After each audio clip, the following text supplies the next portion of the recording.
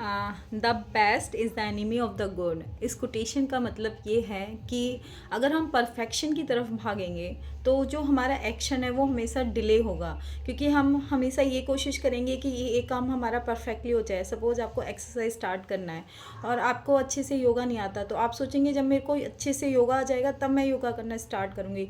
लेकिन आप जैसे ही स्टार्ट करेंगे, जैसे ही एक्शन मोड में आएंगे, तो आप उस काम को कुछ टाइम के बाद बहुत बेहतर तरीके से करते हैं, क्योंकि प्रैक्टिस जो होती है वो आपको अच्छा रिजल्ट देती है बजाय परफेक्शन के। दूसरा हम ऐसे समझ सकते हैं कि अगर आपको सपोज एक्सरसाइज स्टार्ट करना है तो आप 2 पुशअप करेंगे तो आपका बॉडी और जो माइंड है वो अलाइनमेंट में आएगा और वो एक्शन लेने के लिए ज़्यादा आपसे बोलेगा कि आपने 2 किए तो चलो 10 और कर लेते हैं, ये तो बहुत ईजी है।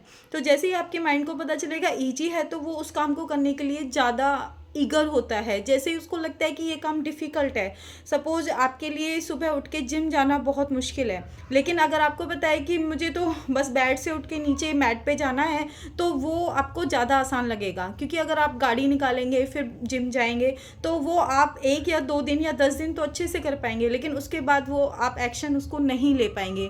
क्योंकि इस कोटेशन में जो चैप्टर 11 से लिया गया है एटॉमिक हैबिट के, इसमें यही बताया गया है कि आप जब भी बेस्ट बनने की कोशिश करेंगे ना तो आप शायद ही कभी बेस्ट बन पाएंगे, लेकिन आप जैसे ही एक्शन लेने की सोचेंगे तो आप तुरंत उस काम को कर पाएंगे। और दूसरी चीज़ ये है कि आप जैसे प्लानिंग करते हैं कि आज मैं डे 1 ये करूँ, डे 2 ये करूँ, डे 3 ये करूँ, तो उसकी भी संभावना है कि आप उस काम को मोशन में तो ले आएंगे लेकिन एक्शन में नहीं ले पाएंगे, क्योंकि फिर आपके माइंड में ना प्लानिंग चलेगी और अगर आपको उसके अकॉर्डिंग आप उसको सेटअप नहीं कर पाए। सपोज आज आपकी तबीयत ठीक नहीं है और आप डंबल लिफ्ट नहीं कर पाए या स्ट्रेंथ ट्रेनिंग नहीं कर पाए, तो आप शायद ही एक्सरसाइज करें। लेकिन अगर आपको पता है कि आज मेरी बॉडी मेरा साथ नहीं दे रही तो मैं सिंपल स्ट्रेचिंग कर लूँ, तो आपकी बॉडी और माइंड को पता है कि मैं कुछ भी करूँ लेकिन मुझे करना ज़रूरी है, बस एक्शन में आना है, तो वो उस काम को ईजिली कर पाता है। तो मुझे ये चैप्टर बहुत अच्छा लगा, क्योंकि इसमें 2 मिनट रूल अगर हम फॉलो करते हैं तो हम किसी भी काम को इमीडिएटली कर सकते हैं। और स्लोली आप जैसे ही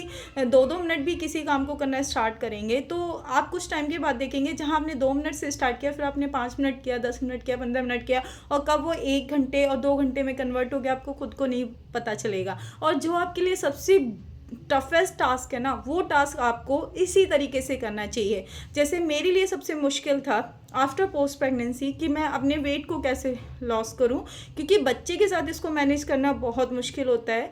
तो मैंने अपने रूम में ही अपना जिम बनाया, जो मतलब योगा स्टार्ट किया।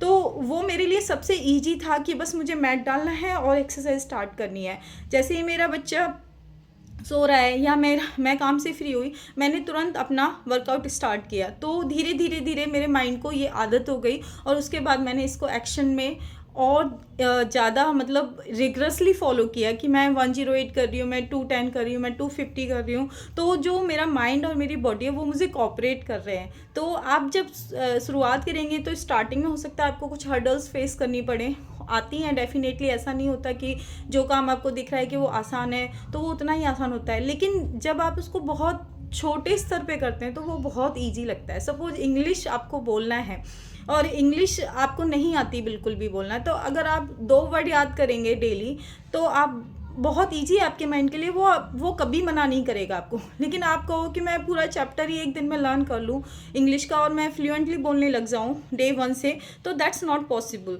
तो ये हमें समझना है, जो एटॉमिक हैबिट है वो हमें यही सिखाती है कि आप जितना किसी हैबिट को अपनी लाइफ में लाना चाहते हैं उस काम को आप एक छोटे स्मॉल स्केल पे करना स्टार्ट कीजिए और कुछ टाइम के बाद देखेंगे कि आप वो बहुत बड़े विनर बनते हैं।